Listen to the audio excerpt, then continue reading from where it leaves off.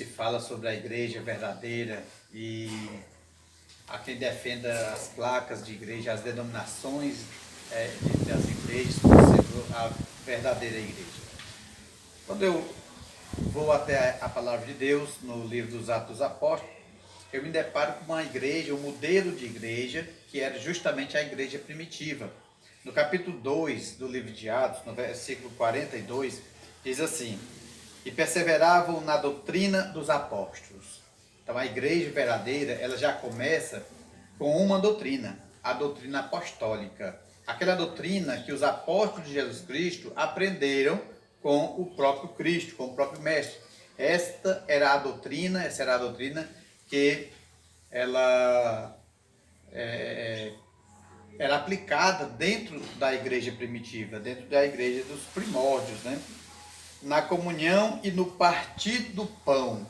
Aqui quando fala em comunhão, não é como a gente fala, alguns acham que é na Santa Ceia, não, a comunhão é a comum união entre os irmãos. Eles tinham algo maravilhoso que era a união entre eles. E o partir do pão era porque a vida dele era partilhada, os bens dele, o alimento era todo partilhado, não existia de alguém ter mais e outro ter menos, mas cada um se preocupava com o bem-estar do outro, com o bem-estar do próximo, procurando ajudar para que no meio da igreja não houvesse ninguém passando por necessidades. Essa era uma das características da igreja verdadeira de Cristo Jesus, da igreja primitiva. Versículo 43 diz: em toda a alma havia temor, e muitas maravilhas e sinais se faziam pelos apóstolos. Então o povo tinha o temor de Deus, que o Espírito Santo ele agia no meio daquela igreja, onde os discípulos, os apóstolos, as pessoas que estavam ali à frente do trabalho do Senhor, eles operavam grandes maravilhas, porque Deus era presente entre eles.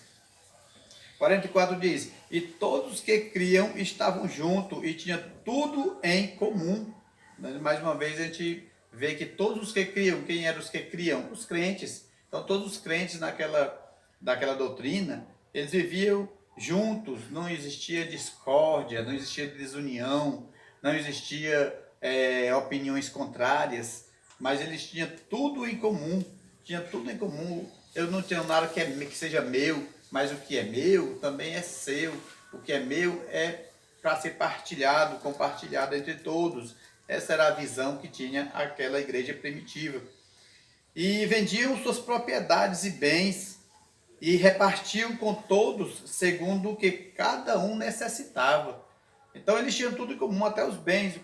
O irmão tinha uma casa de grande valor, ele já tinha uma casa ali porque ele morava, e tinha outra que não era necessária, ele não estava usando. Ele ia, vendia, colocava tudo aos pés dos discípulos, e ali era dividido conforme a necessidade de cada um, e a Bíblia até diz que entre eles não havia necessidade, né? E perseveravam unânimes todos os dias no templo, e partiam o pão em casa, e comia junto com alegria e simplicidade de coração. Não existia aquela questão de querer se banquetear, não existia aquela questão de querer ser mais do que ninguém, se vestir melhor do que o outro, né? Havia entre eles também a simplicidade, bem como a simplicidade de coração. E diz assim: louvando a Deus e caindo na graça de todo o povo, e todos os dias acrescentava o Senhor à igreja aqueles que se haviam de salvar. As pessoas, mesmo aqueles que ainda não estavam convertidos, mas aqueles irmãos buscavam acrescentar aquelas pessoas à igreja, ajudando, se preocupando com eles, porque eles também tinham que ser salvos. Esse era então o modelo de igreja primitiva, a igreja do qual nós deveríamos pelo menos ter uma ideia, conhecer, para podermos também praticar esta mesma doutrina, né? Mas, diferentemente, hoje, pessoas vivem aí, cada um preocupando-se com o seu próprio bem-estar, com os seus ganhos, né? Muitas pessoas vão aos cultos, pobrezinhos, às vezes sem nem mesmo jantar, né? E sabendo que vão retornar para suas casas também sem ter o que comer, mas isso não comove ninguém. No meio do culto, o pastor, o, o chefe lá da igreja, sei lá, da denominação que o nome que se dá a alguns deles, né? Hoje tem nome a perder de vista, são pastores, diácono, discípulo, missionário e tantos outros, né? Outros nomes que se dão. E esses líderes das igrejas, supostas igrejas, não tem a mínima preocupação se aquele irmão está passando necessidade. A preocupação dele é angariar dinheiro, fundos para a sua igreja, para o seu bem-estar, para suprir as suas necessidades.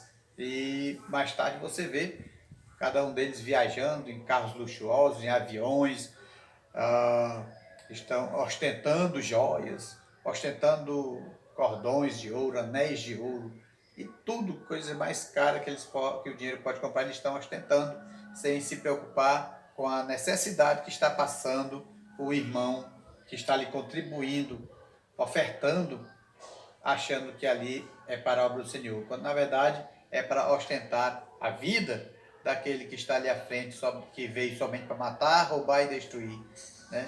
Que eles mesmos dizem que fala-se de Satanás, na verdade está falando deles próprios, quem veio para matar, roubar e destruir foram eles.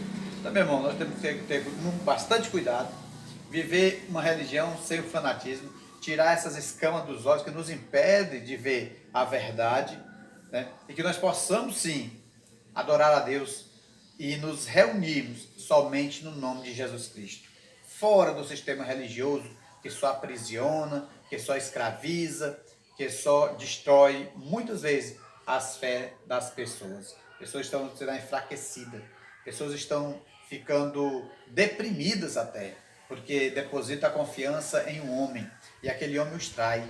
Aquele homem depois é descoberto que ele fez algo de errado. Então, nesse sentido, aquela pessoa fica com a fé abalada, enfraquecida, e às vezes não crê mais em nada, e perde até mesmo a própria salvação. Então ela está morta, está destruída, e é o que muitos cães gulosos estão fazendo nos dias atuais. Amém? Então fiquem na presença de Deus, busquem conhecimento, busquem entendimento, busquem sabedoria, e que Deus os abençoe grandemente.